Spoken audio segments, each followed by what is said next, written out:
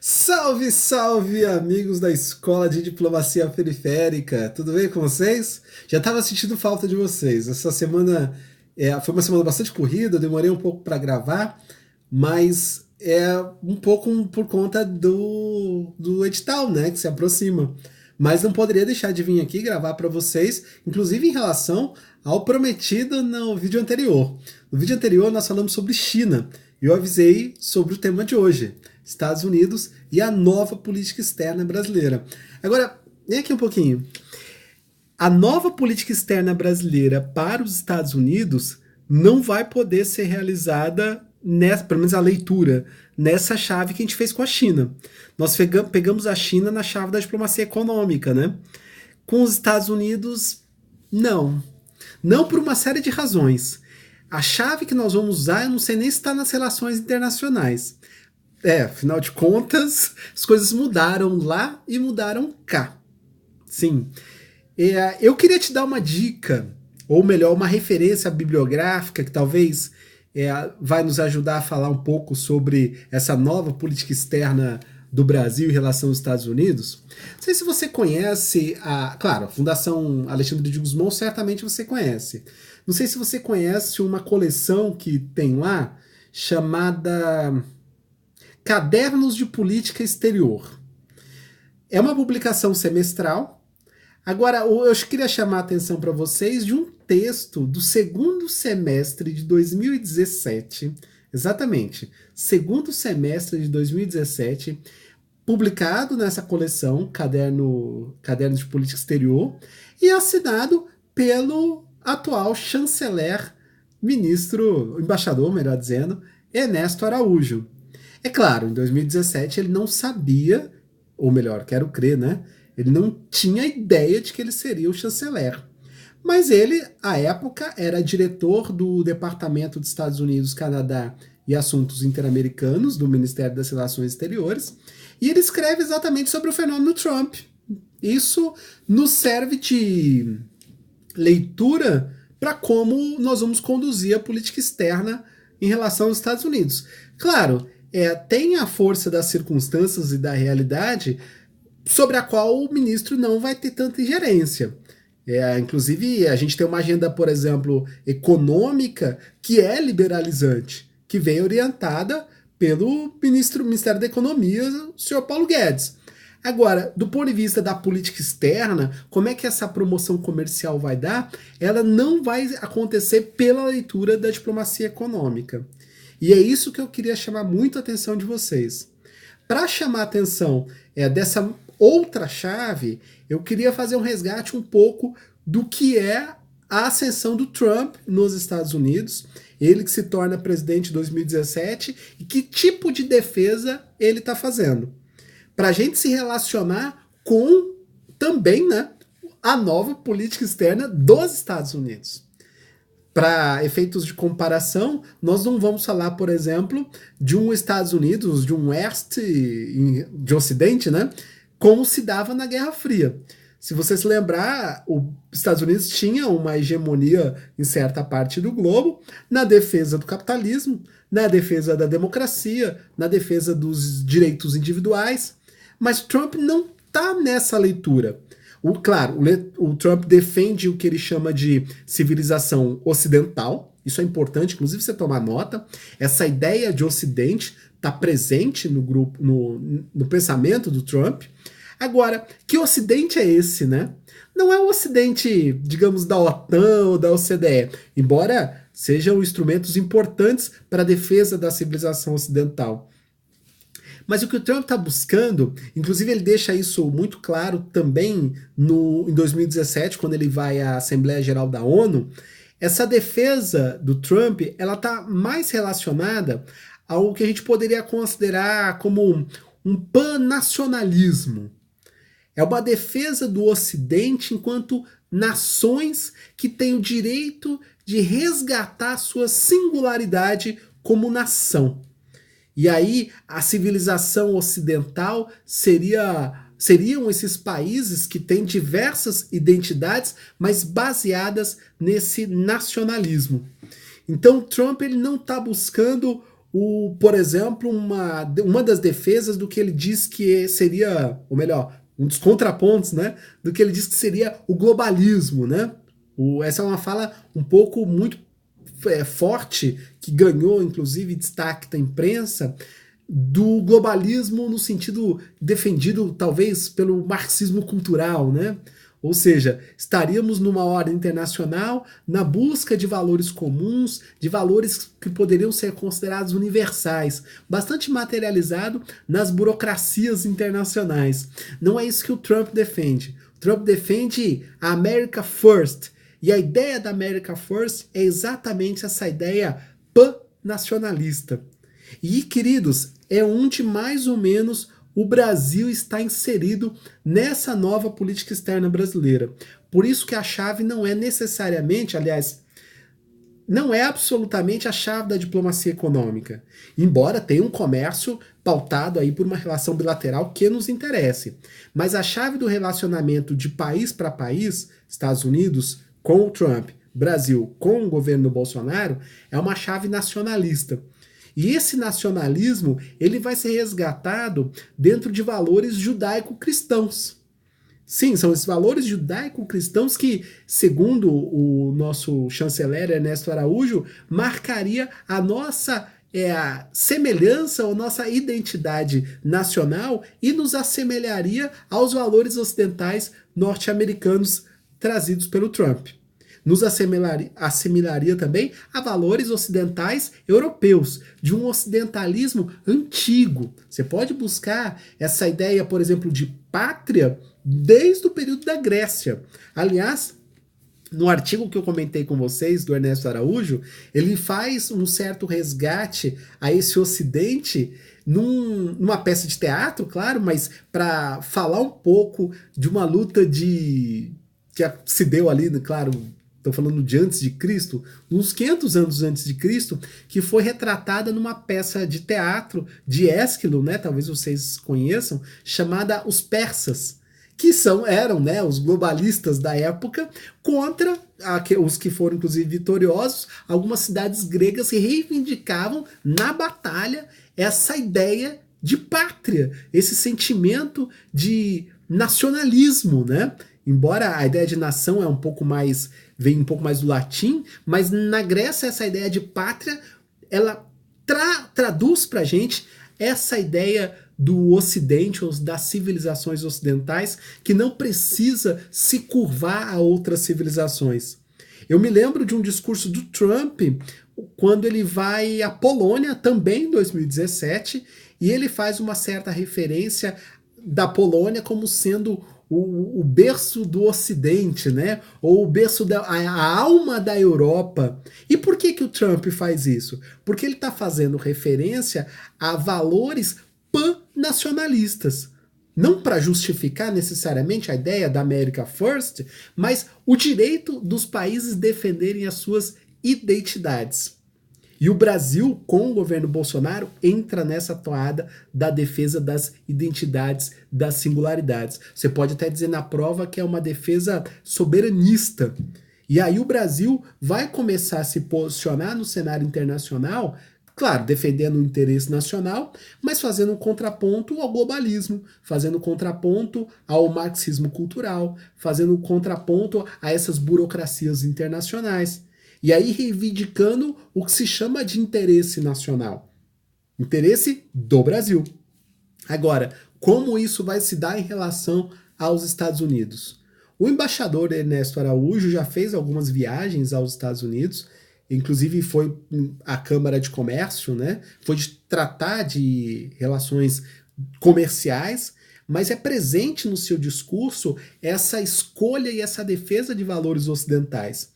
Então, quando ele vai aos Estados Unidos defender sim a abertura de comércio, defender parcerias estratégicas, ele está indo dentro dessa chave que a gente poderia considerar uma chave geocultural, digamos, entende? de uma defesa dos interesses nacionais baseada em valores judaico-cristãos. É nessa chave que ele busca uma aproximação privilegiada ou estratégia com os Estados Unidos.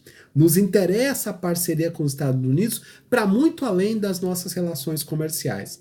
Nos interessa uma parceria profunda em diversos setores, mas sobretudo aquela que é baseada nos valores da fé cristã.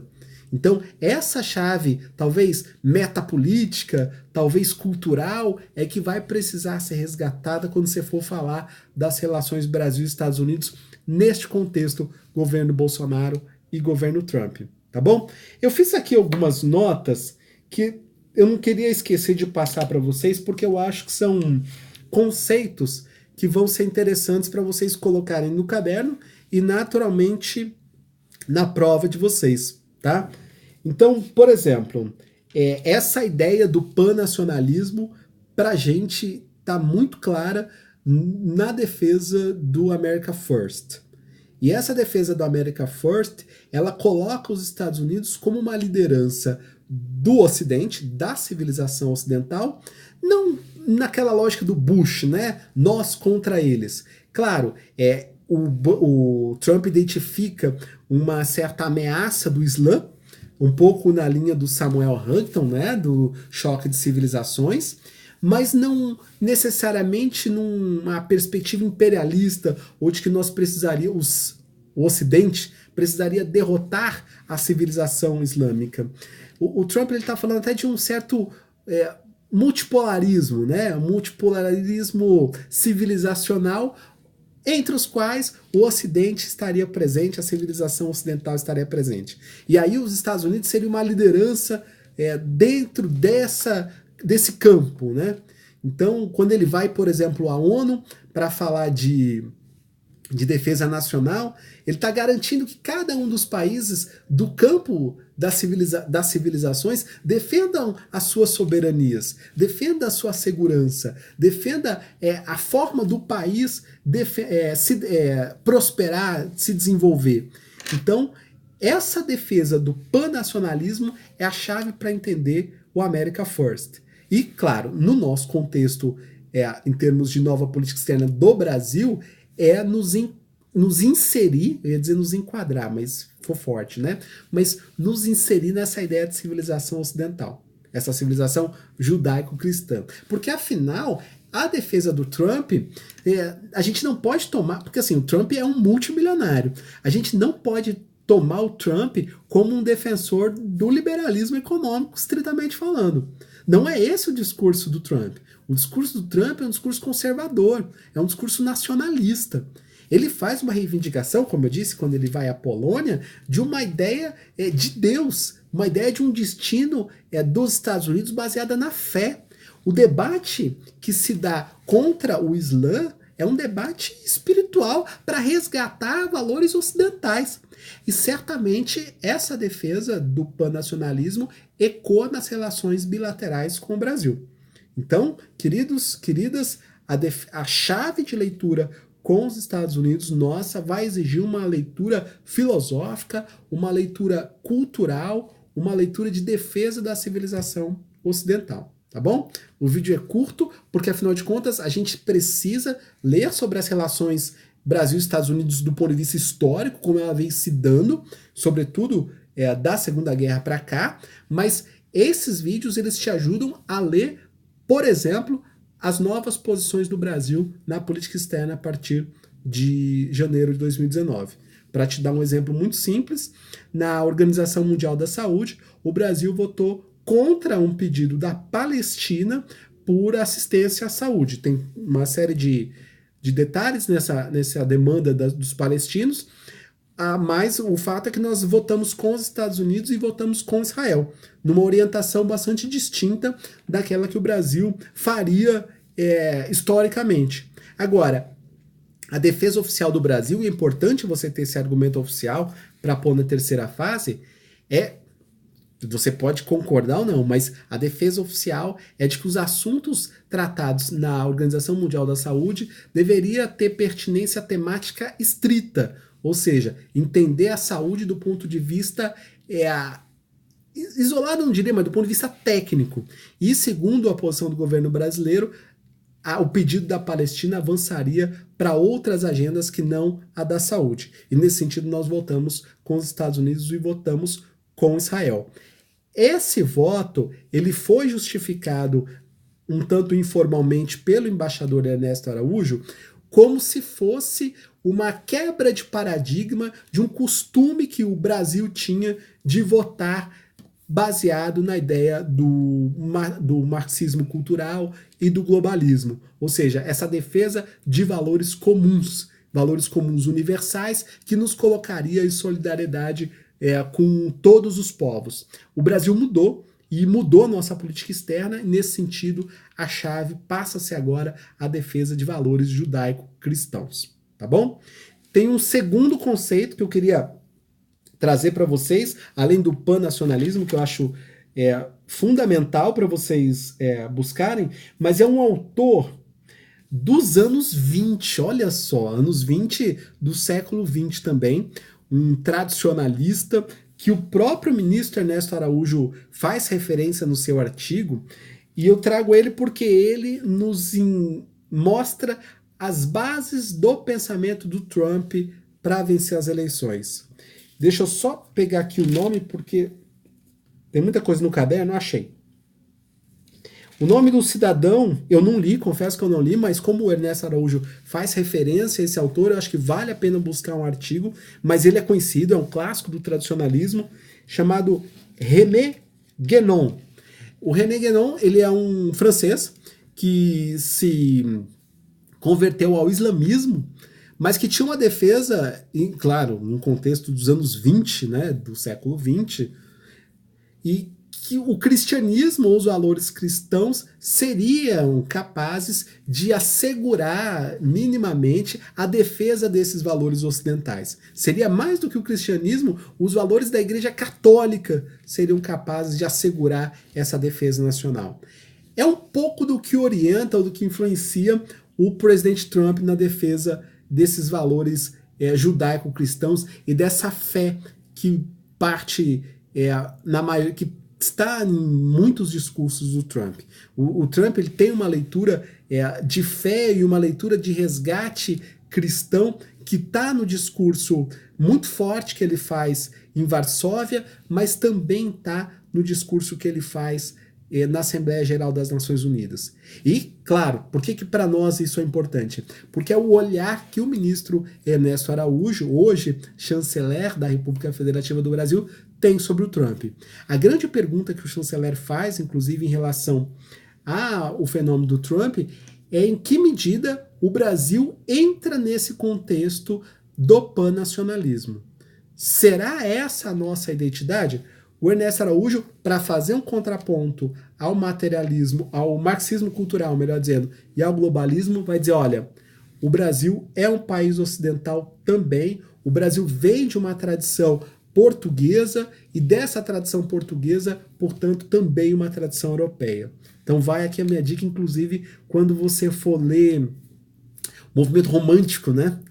O movimento romântico é um movimento que tenta defender ali, tenta colocar ali no início do século XIX, quase na metade do século XIX, a identidade nacional, né? Então vale a pena voltar a ler Gonçalves Dias, vale a pena voltar a ler José de Alencar. Nós vamos ter que repensar como é que nós vamos colocar, por exemplo, aí já no século XX, a questão do modernismo, porque a nossa percepção de valores trazidas pelo chanceler Ernesto Araújo é uma relação bastante íntima com a civilização ocidental e, portanto, com o contexto europeu, né? Então, claro, hoje são os Estados Unidos que defendem essas bandeiras, mas na época da nossa formação enquanto identidade, enquanto país, essa identidade nacional, ela tem uma proximidade com os valores de Portugal. Tudo bem? Queridos, sobre Brasil e Estados Unidos, nessa chave geocultural, fica aí a dica, pan-nacionalismo e, claro, o René Guénon para você pensar um pouco o fenômeno Trump nos Estados Unidos, tá bom? Por hoje é só, é isso que a gente tinha para Brasil e Estados Unidos. Ó, 19º vídeo, o próximo, sabe qual que é o assunto? Ah, hoje eu não vou dizer não. Veja só. Um abraço.